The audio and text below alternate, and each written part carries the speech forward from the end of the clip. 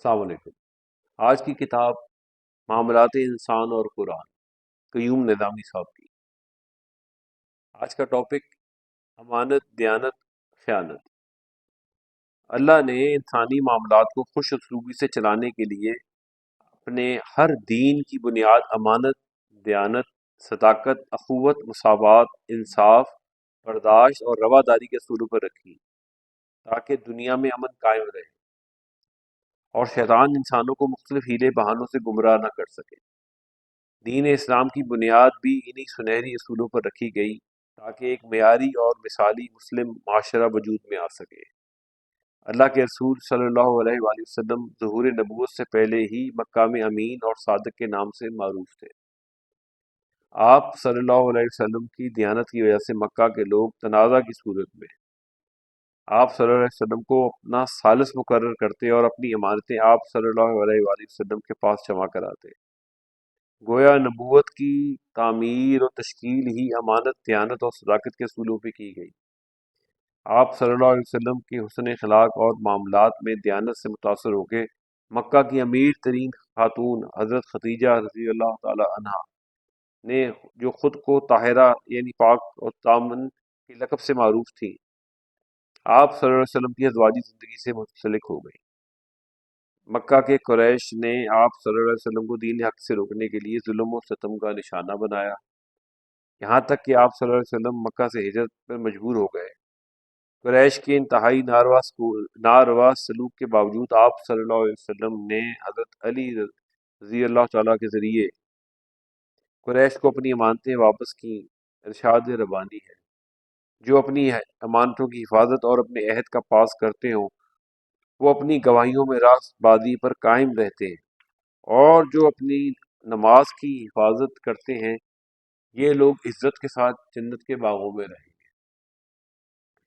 اگر تم میں سے کوئی شخص دوسرے پر بھروسہ کر کے اس کے ساتھ کوئی معاملہ کرے تو جس پر بھروسہ کیا گیا ہے اسے چاہیے کہ امانت ادا کرے اور اپنے رب سے ڈرے، اور شہادت گواہی کو ہرگز نہ چھپاؤ۔ جو شہادت چھپاتا ہے اس کا دل گناہ میں آلودہ ہے اور تمہارے اعمال سے بے خبر نہیں، اور اللہ تمہارے اعمال سے بے خبر نہیں۔ مسلمانوں، اللہ تمہیں حکم دیتا ہے کہ امانتیں اہل امانت کے سپرد کرو، اور جب لوگوں کے درمیان فیصلہ کرو تو عدل کے ساتھ کرو۔ اللہ تم کو نہایت عمدہ نصیحت کرتا ہے، اور یقیناً اللہ سب کچھ دیکھتا اور سنتا ہے۔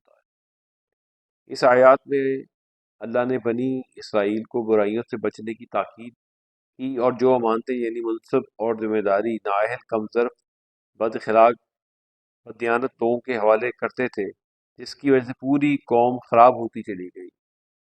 اللہ مسلمانوں کو گزشتہ قوموں کے داستانوں سے سبق سیکھنے کی ہدایت کرتا ہے اور منصب یا ذمہ داری میرٹ پر امین اور دیانت دار افراد کے حوالے کرنے کی تلقین کرتا ہے۔ اے ایمان والو، جانتے بوجھتے اللہ اور اس کے رسول صلی اللہ علیہ وسلم کے ساتھ خیانت نہ کرو، اپنی امانتوں میں غداری کے مرتکب نہ ہو، اور جان رکھو کہ تمہارے مال اور تمہاری اولاد حقیقت میں آزمائش کا سامان ہے، اور اللہ کے پاس اجر دینے کے لیے بہت کچھ ہے۔ خیانت کرنے والے دوسرے سے خیانت کرنے سے پہلے خود اپنے نفس میں سے خیانت کرتا ہے اور اپنے ضمیر کو جو اس کا اخلاقی محافظ ہے دبا دیتا ہے۔ ارشاد ربانی ہے، جو لوگ اپنے نفس سے خیانت کرتے ہیں تم ان کی حمایت نہ کرو، اللہ کو ایسا شخص پسند نہیں جو خیانت کرنے والا اور معیشت گناہ گار ہو۔ جو لوگ انسانوں سے اپنے حرکات چھپا سکتے ہیں مگر خدا سے نہیں چھپا سکتے، تو وہ تو اس وقت بھی ان کے ساتھ ہوتا ہے جب راتوں کو چھپ کر اس کے خلاف مشورے کرتے ہیں۔ حضرت ابو ہریرہ رضی اللہ تعالیٰ سے روایت ہے کہ رسول اکرم صلی اللہ علیہ وسلم نے فرمایا، منافق کی تین نشانیاں ہیں: بات کرے تو جھوٹ بولے، وعدہ کرے تو وعدہ خلافی کرے، امانت میں خیانت کرے۔ امانت سے مراد ذمہ داریاں ہیں جو انسانوں کو ان کی زندگی میں مختلف مراحل میں سونپی جاتی ہیں، جس میں گھریلو، نجی، حکومتی ذمہ داریاں شامل ہیں۔